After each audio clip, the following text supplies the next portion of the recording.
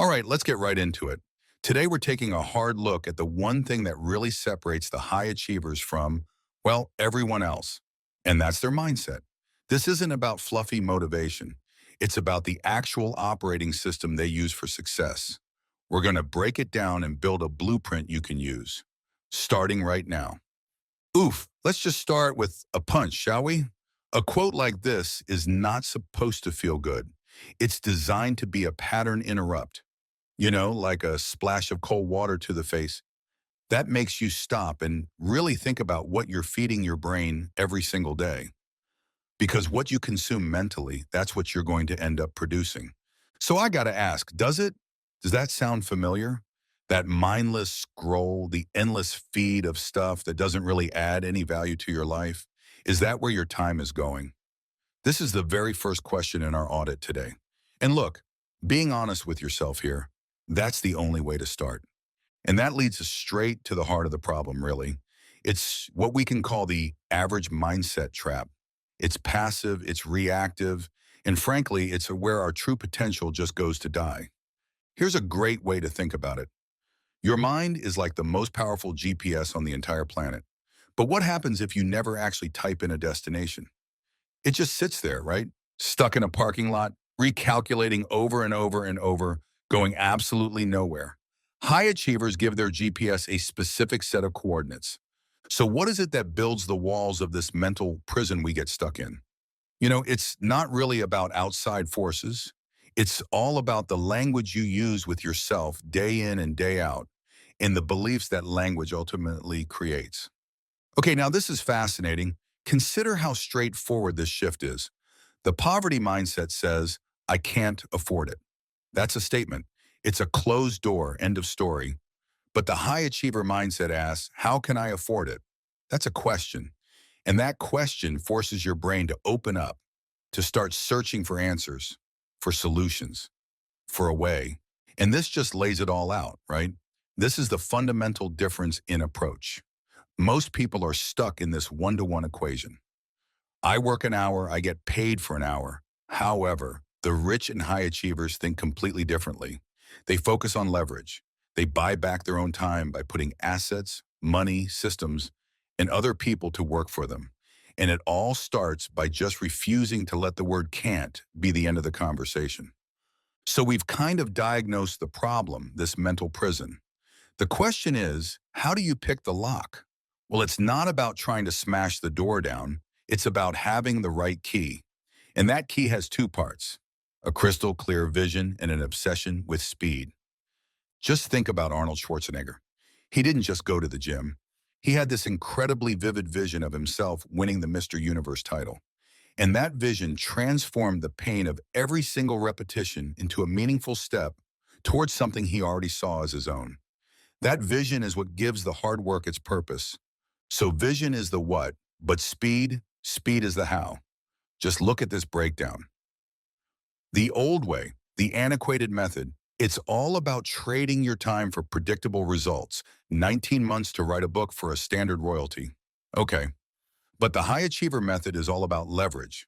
A 2-hour booklet that generates more profit in just 19 days. See, this isn't about managing time.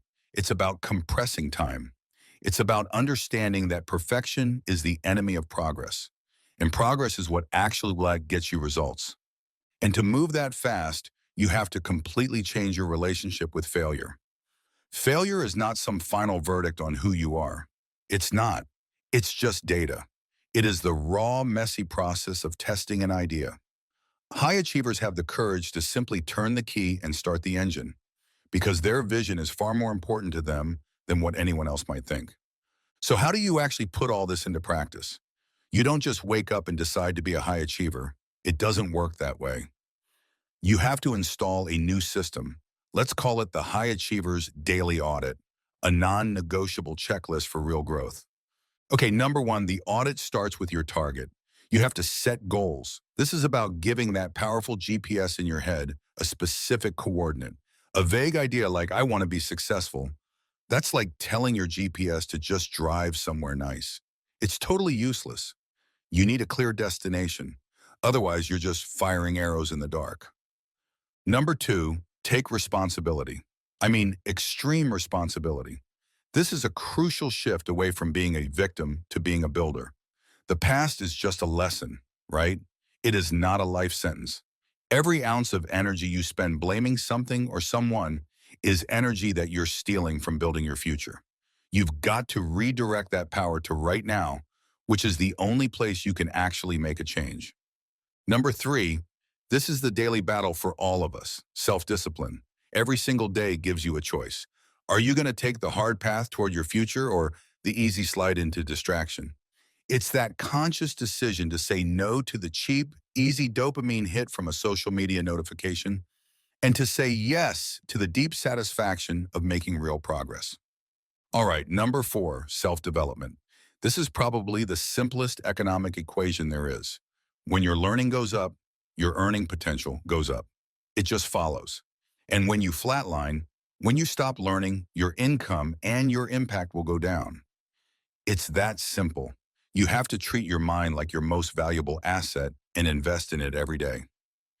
And number five feeds right into that. Read. Read voraciously. Listen, boredom isn't a condition, it's a choice. You can choose the empty calories of the infinite scroll, or you can choose to download the wisdom of the greatest minds in history right into your brain. A $15 book can give you $1 million idea. I mean, come on, that's the best ROI you're ever going to get. Number six, you have to manage your time relentlessly. This isn't about being busy, it's about being effective. Anyone can be busy. Most people are busy with stuff that doesn't matter. High achievers figure out the two or three things that actually move the needle, the things that create 80% of their results, and they build their entire week around those priorities.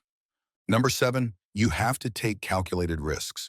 The fear of losing keeps most people sitting on the sidelines for their entire lives. But you can't win the raffle if you don't buy a ticket, right? The ticket is the risk. It's not about being reckless. It's about understanding that the biggest risk of all is doing nothing. You've got to be in the game to have any shot at winning. Number eight is resilience. Look, anyone can be confident when things are going great, but your true character, the steel in your spine, that gets forged in the fire of adversity. High achievers don't pray for an easy life. They pray for the strength to handle a difficult one. Every single setback is just another rep in the gym for your character. Number nine, find a way or make one. This is really the heart of that whatever it takes mentality. For most people, an obstacle is a stop sign. That's it. Road's closed. For a high achiever, an obstacle is just a puzzle. They don't see a giant wall they can't get past. They see a bunch of pieces that they can rearrange to build a path forward. And finally, number 10, this is where it all comes together. Do what you love. The goal is to align your passion, profit, and purpose to work together. The real goal isn't just to make money. It's about building a life where your work is an expression of who you are, giving you a purpose that actually energizes you rather than a job that just drains your soul. So let's bring this all home. This isn't just a list of nice ideas. It's not a self-help checklist. It's a system. It's a daily mandatory audit of your life. And here's the bottom line. The mandatory growth audit is the bridge between where you are right now and that vision you have for your future. It's the daily, conscious, and absolutely non-negotiable process of ensuring that what you do aligns with who you want to become. So the information's all here. The blueprint is clear. There's really only one question left, and it's the one right on the screen. And it's not a question for tomorrow or for next week. It's a question for right now. Please let me know in the comments the first step you plan to take towards success today. And don't forget to like and subscribe for more inspirational videos like this.